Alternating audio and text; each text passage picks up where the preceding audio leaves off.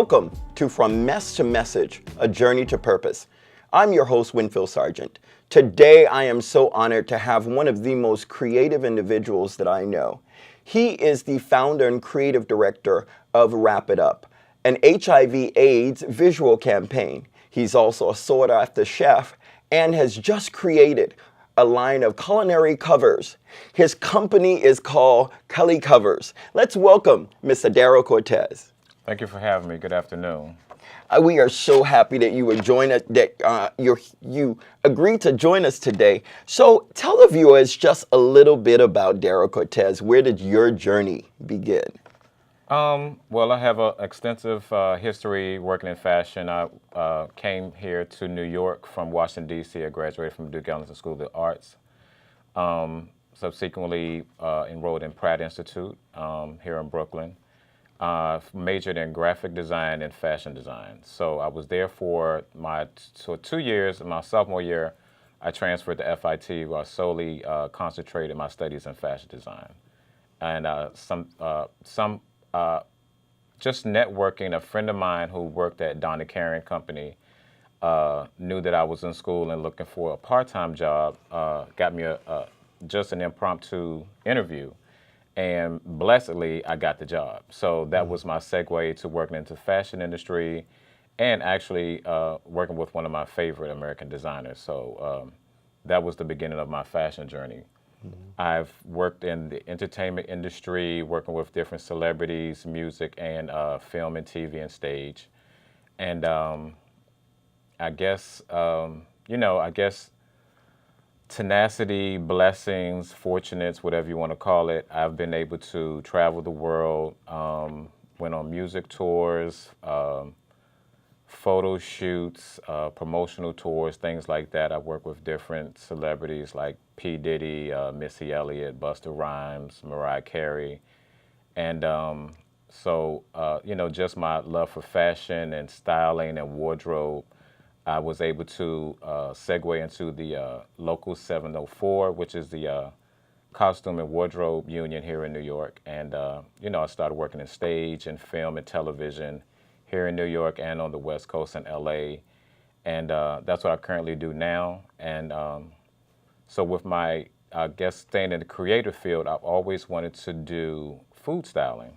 I'm a devout foodie, so I love food.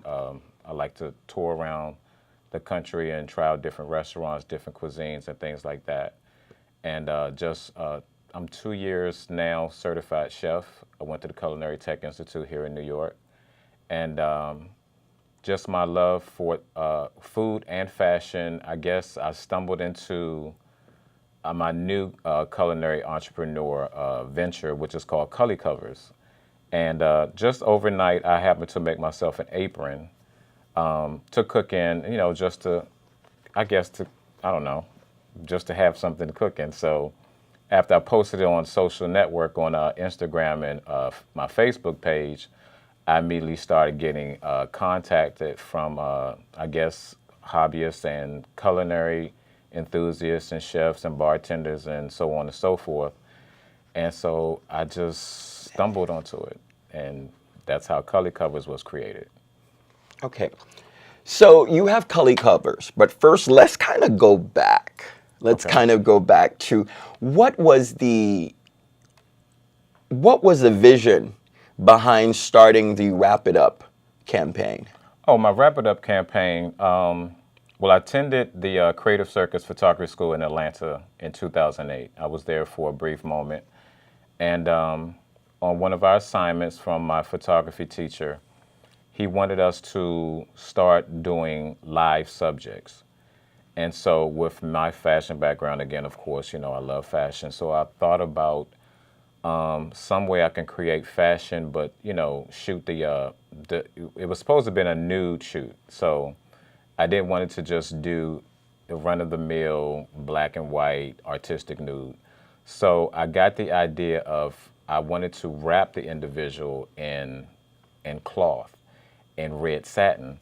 So I just got the idea to create the configuration of an AIDS ribbon. And it was just by chance that that idea, which I tried it, but I just submitted it to my professor as the assignment, and then it was never thought about again. And it wasn't until years later where, in the community, in our community, the Black community, I became more involved with HIV and AIDS organizations and causes and the AIDS walk and things like that. And so just going back and through my computer, I, went back and I saw the images that we shot. And an idea came to me and said, you could do this again. And it just started out pretty much as just a series to just do like 4 or 5 people. And after that, it just took off again. I mean, it was just an idea. It was just a little light bulb idea. And then I was able to create the idea of not saying just the wrap it up, which has been used, I think by MTV years ago, wrap it up meaning, uses protection, safe sex. But more so, my campaign was more so you're wrapping yourself up in the AIDS ribbon to support HIV and AIDS awareness. And that's how, the connotation for my campaign was you're wrapping yourself up in the AIDS ribbon to show support for HIV and AIDS awareness. Now, we are on the subject of HIV and AIDS, and most people may know that I myself have been HIV positive for some time and is thriving and surviving. What do you feel that right now is the best way to reach our young people about HIV and making them more aware other than visual? What do you think that we can do as individuals to bring awareness to our community? Well, I think with my background also working in education and working with the in grade school and middle school area, you have to meet the kid. You have to meet children where they are. Yes. So yes. I know we have today a generational dichotomy, and it's a battle with the older elder community. It's just a gap in miscommunication and in frequency, not being able to connect. Mm-hmm. So, but we have to break that down and really get in there. Yes. And so I would suggest, we have to, if it's community outreach, whether it's fairs, health fairs, just getting to, the neighborhoods, the homes, your community, your specific vicinity, talk to your children at home. And, it can grow from there. Just as well as me speaking and working with other organizations, talking to grown adults. But with the younger community, you just have to meet them where they are. Hip hop is a big, the highest or most celebrated genre of music today.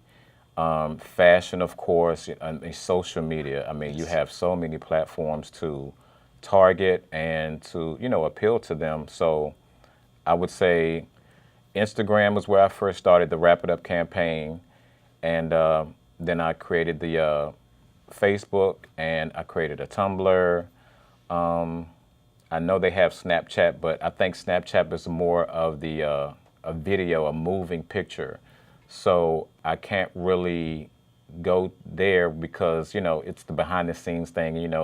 We have, the nudity thing, as we're shooting. So, but I think reaching the teenager, young adult demographic would be you just have to meet them there where they are. Meet them, and that is so funny. That is one of the things that I always say. I say meet people where they are, not where you think they should be. Correct. Because we can have our own views, but that's not that other person's views. That's not their journey. That's right. not their direction. Correct. And so I find that it's so important to have an open mind when it comes to approaching things like that, and not think that everything is cookie cutter. No, it's not. Yeah. I mean, it's a sensitive situation. It's a sensitive subject.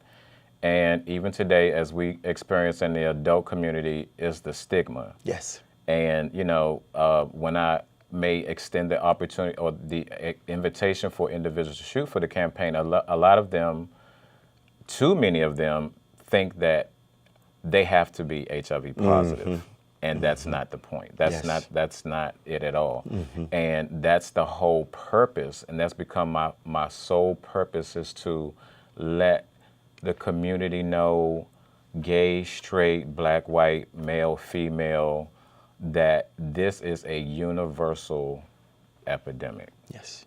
Yes. And that it's not, it's not this is a situation that's not involving me. I mean, everyone is affected by this, epidemic. Yes. Whether it be family member themselves, I'm sure we all know someone who have been, affected or is affected and, suffered loss. Yes. And so, it's just something that we all need to get involved in. And no, it's not. You don't have to shoot nude. It's more so like I got the idea from, just when I had the assignment, but the PETA campaign, when they say I'd rather go naked than wear fur. Yes. But yes. I mean, you can be totally clothed and wear the ribbon. Well, yeah, because I actually sat. I actually sat and shot for a special edition. It was a Black History Month. Right, Black History Month. Yes, so, and I was not nude. So, yes, you don't have to be nude. And no, yes, I'm HIV positive, but you don't have to be either. This is just, to me, I think the wrap-up campaign is like standing in support, standing in solidarity. Exactly. And I love it. And that's why I just love it. And I was so honored when you actually asked me. Well, I appreciate it. Yes. I'm honored for you to do it. See, that's what I'm saying. It's like a lot of people they just look and they just automatically, it's not for me. It looks good. I love your campaign. I like the vision, but it's not for me. And then I go for it, and I don't just say, oh, okay. Yeah. I'm a little bit more assertive. I say, are you having reservation because you think it's the nudity? Yeah. And some of them, they just think, you have to shoot nude. But no, it's not. It's just, that's how we shot the class assignment. Original. And that's how it took off from there. Yes. Okay, so now we're going to go from the Wrap It Up campaign to your other ventures. Fashion. No, you know what? Let's talk about, first of all, you just talked about your journey towards becoming a chef, a full-blown chef. Now, was cooking something that you always had been drawn to? Was that something, a passion of yours prior to saying you're going to pursue it to get to be registered? Well, no, I think it was more so my love for food. Yes, that's me too. Yeah. So it was me, like I said, me and some friends, we would try out, like the best burger, pizza. My favorite cuisine is Thai. I just love the different. Mine too. The favorite, the different flavors and the spices that they use. Yes. And I had some friends who are chefs themselves, and I did a cookbook. I assisted on a cookbook shoot, and assisting that day, I fell in love instantly with the tactile creativity. Again, being able to style and create the visual element, just like with fashion. When I'm creating a garment, the feeling that it evokes when you're finished and you're complete, or my client is happy with their dress or their suit. And I fell in love with food styling. And so I knew that I needed to learn the fundamentals of flavor pairings, how things are, how you get to the end result. Yes. And a lot of people may think that once you see a picture on the magazine, like Better Homes and Gardens, Food, the Food Network magazine, like even O magazine, a lot of the foods that you see on magazines or on TV, you can't really eat because there are tricks of the trade that we use where you may see, like for example, creme fraiche on the top of a pumpkin soup. It could actually be Elmer's glue. So you would take, you would swirl it, and then you may take a toothpick and create that, little swirl effect to make it look like, it's melting. Into the soup, but it's non-edible. You wouldn't want to eat it. But the point is to make it look enticing, that I want to try this recipe, or if it's for a restaurant, I want to try the restaurant. But I mean, everything is smokes and screens. Yeah. So, but that's how I got my how I segued into doing food. And then the food, then you then I like the way that you married everything. It's Right. so interesting because if you really look at the things that you do, they all come full circle. Right, And I so believe in that. I tell people if you look at your journey and you look at the way you took the journey and how you Exactly. get it comes Right. full circle because now you have Culi Covers. Right, exactly. Which tell us a little bit about that. Okay. I just joined, I meshed my two passions, culinary and fashion. So culinary, the Culi part, and covers is pretty much, you're covering yourself in some form of a uniform to represent yourself, to promote your brand, whether it be a chef's jacket, a chef's coat, or an apron or a hat. So again, just by fluke or by accident, just creativity, I stumbled into another venture. And, the demand for it overnight was overwhelming. It was like, wow. I was like, oh, all I did was just create an apron overnight. I was like, oh, while you all were sleeping, I made this apron. And that's how it came about. Okay. Now we have the apron here today. Did you bring? Yes, I did bring some pieces. Okay, so we're gonna show the apron here. But in a minute, tell us a little bit about how was that transition to going from doing wrap up, that visual stuff, and then with the culinary. Did you, like, for somebody who wants to go into that, did you already have people that you said, well, you know what? I know this chef, and I know that this is going to work. What are some of the steps that you took to actually say, well, I'm going to launch a culinary covering company? Well, I mean, with the Culi Covers brand, it was just like me connecting with the audience with my menswear line, being a designer.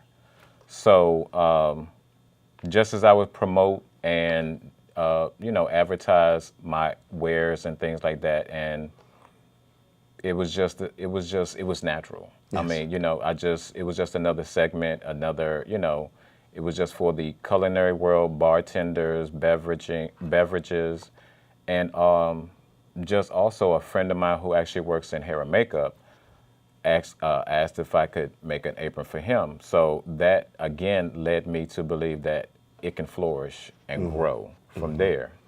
And I can do, different capes and aprons and coats for people who do makeup and hair that don't want to, work in their clothing, that can just, cover up as well. Oh, so you're actually not just doing... Well, I mean, the point was to do Culi Covers, culinary being the but I've started to get orders from makeup artists and hairstylists. So, So you went into one direction and then you kind of created a whole... Yeah, it created itself. Yeah. So it's definitely. it's gonna be just covers in a minute. Definitely. Exactly. Well, okay, now who inspires you? When you sit down and you think about some of the people within your life, who can you say is your creative influence? Because God knows you have a lot of creativity in you. My mother. Your mother. How do you think she inspired? She was an avid sewer. She sewed for all my older brothers and sisters. I'm the youngest of 5. So I can remember as far as back as 3 years old. And my mother had a Singer sewing machine. She had her wooden cabinet.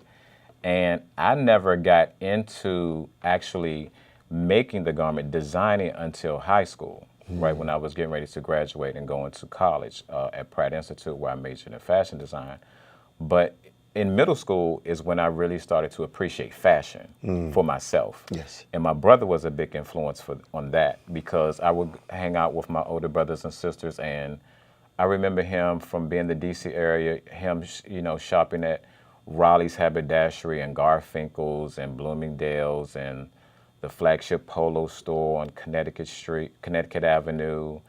And, he just always had a good fashion sense, and that was my influence for me growing up and having the latest, fashion trends and things like that, the new shoe style, the new jacket, the tweed jacket, or the new tassel or wingtip shoe, things like that. So, my mother was a big influence when it came to creativity. Yes. And a lot of her dishes that she used to cook became one of my favorites. Some of the combinations would be kind of like, oh, really? Yes. I used to always love my mom's fried chicken and her spaghetti. So I was like, Mom, you make a spaghetti, you make a chicken, so she'll fry me chicken and she'll make me spaghetti. And today, I just had that last night, actually. I cooked spaghetti and fried chicken. So, Interesting combination. Exactly. Yeah, very unique. So, my brother, actually, both of them are deceased now. Yes. My mother's been gone 3 years next month, and my brother 4 years now. So, I always keep them, pay tribute and pay homage to them and the things that I do on a daily basis. And, the dish that I cooked, fried chicken and spaghetti, was, homage to my mom. And, I have influences today. I have favorite designers. Prada's my favorite designer because she designs outside the box. She doesn't go with the fashion forecast where the blue may be the new black, plaid may be the new stripes, or things like that. She designs on her own. She just designs to the beat of her own drum. And that's pretty much how I am. I may introduce different hardwares or different textiles or fabrications into my collections and just do my own thing. Okay.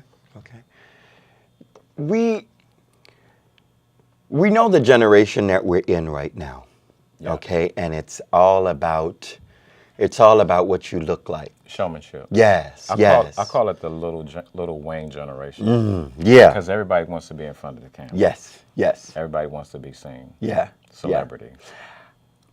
Well, how do you feel that this generation views individuality? How do you think their views on individuality differs from back when we were growing up? Interesting that you asked, because when I went to Pratt Institute and I came to New York, I appreciated and I loved the individuality when it came to fashion. When you see a woman on the train with black stockings, with maybe a hot pink fishnet on top, and create that contrast with maybe everything else is black, but that pop of color may be the pink fishnet stockings. I vaguely remember that. Something like that I saw on the A train, because we used to take the G to the A to get to the city. And I always appreciate the individuality that people here in New York had. Now, fast forward to today, individuality is more so doing what someone else is doing. I mean, being a carbon copy. Yeah, you have these fashion influencers, and there's nothing wrong with that, but everyone seems to mesh, and they get convoluted. It's just, It's time to wrap it up. Okay. Are we shooting? Because we need to put in because we. Okay. So, like the influences of rap music, different artists, Rihanna, of course, Beyonce seems to be I don't know what word you want to call, but a demigod or something. So, everyone seems to have something that they need to look to or look at and look forward to see what they do in order for them to be influenced to do. Okay. Well, we are so honored that you have come and to visit with us today. I appreciate it. And the takeaway from today's show is creativity can flow. Creativity can flow through you. Creativity can flow through all of us. We just have to embrace the journey and don't be afraid to be different. Remember to lead with love, because love always wins. Until next time, we'll talk to you.